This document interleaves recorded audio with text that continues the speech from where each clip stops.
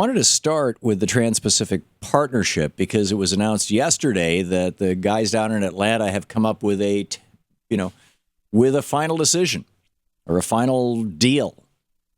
And, they have 30 days now from the time that they officially declare that it's done. And I'm not sure that this was the official declaration or if this was an unofficial declaration, but from the time of the official declaration until the thing hits Congress, 30 days, they have 30 days before they have to share it with Congress and the public. Now, they don't want the public to see this thing because this is not free trade.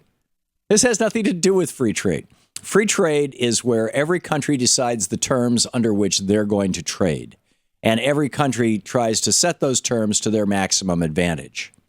And that's what we did in the United States from 1787 until 1981. We actually had what you could arguably call free trade because the trade of the planet was not managed by any central authority. Every country decided what their terms were. And our terms were really simple. You want to sell something in the United States? You're going to pay a tariff on that product when it's imported into the United States. You want to buy something from the United States? We probably won't charge you a tariff on the export. Now, what has happened, and this is the amazing thing. Joe Stiglitz and Adam Hirsch wrote a piece yesterday that was published over in socialeurope.eu. Joseph Stiglitz, Nobel Prize-winning economist, writes, "You will hear much about the importance of the TPP for free trade. The reality is that this is an agreement to manage its members' trade and investment relations, and to do so on behalf of each country's most powerful business lobbies." But here's the huge kicker. When they put together this so-called free trade deal, and President Obama and the Republicans in Congress and a couple of the corporate Democrats are going to try and pitch this to you and me as, this is going to help America export things because there are countries, Vietnam has, I think, a 50% import tariff on American cars. I mean, actually, I've got some of the details here. Vietnam slaps a 70% tariff on U.S. cars. Malaysia, 50% tariff on U.S. motorcycles. Japan, 189% tariff on U.S. shoes. So, we don't sell very many shoes or into Japan or many cars into Vietnam or Malaysia. So get rid of the tariffs and we'll be able to sell them, right? Well, here's the thing. Malaysia, Vietnam, and Japan all have something called a VAT tax. And they all also are able to manipulate their currencies. And neither currency manipulation, in other words, if for example, if we want exports to go up, we make the dollar weaker. So what that does is it functionally lowers the price of our exports for other countries around the world. But it also raises the cost of imports to us, which increases the risk of recession because we are now consuming more than we are exporting. On the other hand, if we make the dollar stronger, while it raises the cost of our exports, so it makes our trade deficit worse, it makes imported goods less expensive here in the United States, so junk at Walmart costs less. But manipulating your currency is what's called a blunt instrument. I mean, it's like using a 12-gauge shotgun to go after a fly. You can do an awful lot of damage to your living room before you get that fly, right?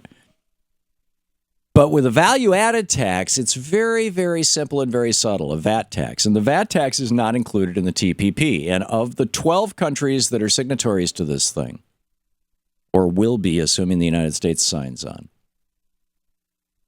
only 2 don't have VAT taxes. And one is Brunei, which only has 435,000 people. So it's not like, we're going to get rich selling stuff to Brunei. Brunei is a poor, small country that doesn't have the money to buy pretty much anything from the United States. They do have people who are willing to work for cheap, though. And they're looking for U.S. factories to relocate over there. But here's the thing. They all have VAT taxes, except for Brunei. Now, the way a VAT tax works, value-added tax is what it's called, and we don't have this in the United States, so most Americans don't even know what it is. But all these other countries have it. All the European countries have it. Basically, all of our trading partners have VAT taxes. China has it. Everybody has it, except us and Brunei. And the way it works is every time you add value in the manufacturing process, the government collects a small tax. So when you dig up iron ore from the ground and you smelt it into pig iron, into pig iron, there's a VAT tax added. It's maybe 1%. You turn that iron into steel, there's a VAT tax added. You turn that steel into rolled steel, then there's another VAT tax added. Then you turn that rolled steel into a car door, there's a VAT tax added. You paint that car door, there's a VAT tax added. You attach that car door to the car, there's a VAT tax added. Every step along the way that you're adding value, there's a small tax based on that value. Now, the VAT tax average in Chile, well, let's take Mexico. Mexico is a great example because it's right next door to us. I mean, it's 19% in Chile, it's 15% in Peru, it's 15% in New Zealand, it's 8% in Japan. This is the one-way VAT tax. But you really need to double these numbers if you're thinking of VAT taxes in terms of tariffs. But let's take Mexico, for example. Mexico has a 16% VAT tax, value-added tax, which means that if a Mexican buys a car made in Mexico, they're paying a 16% increase in the cost to produce that car in the form of the VAT tax. No problem. I mean, they're pretty much buying cars made in Mexico. But if a Mexican wants to buy an American-made car, American-made cars we don't pay VAT taxes here. And so when American cars are shipped into Mexico, they're hit with a 16% VAT tax. How is that different from an import tariff? It's really not.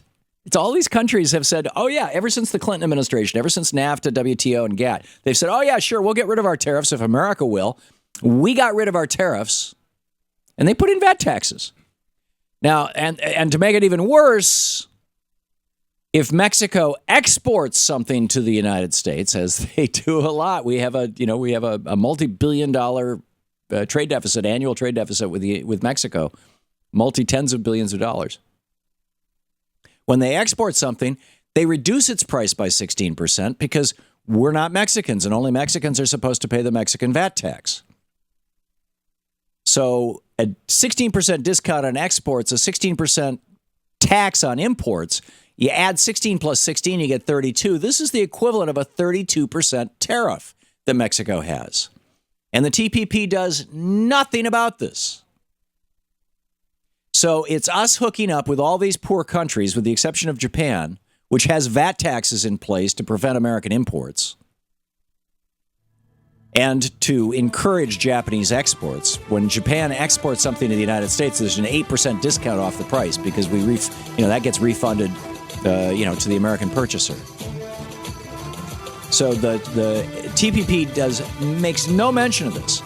And these countries, with the exception of Japan, are so poor that they don't have, people in these countries don't have the money to buy American-made goods. This is all about exporting more American jobs. This is the Thom Hartmann Program. What you are looking at here is the end game of Al Frum's Democratic Leadership Council and the Republicans and all the transnational corporations.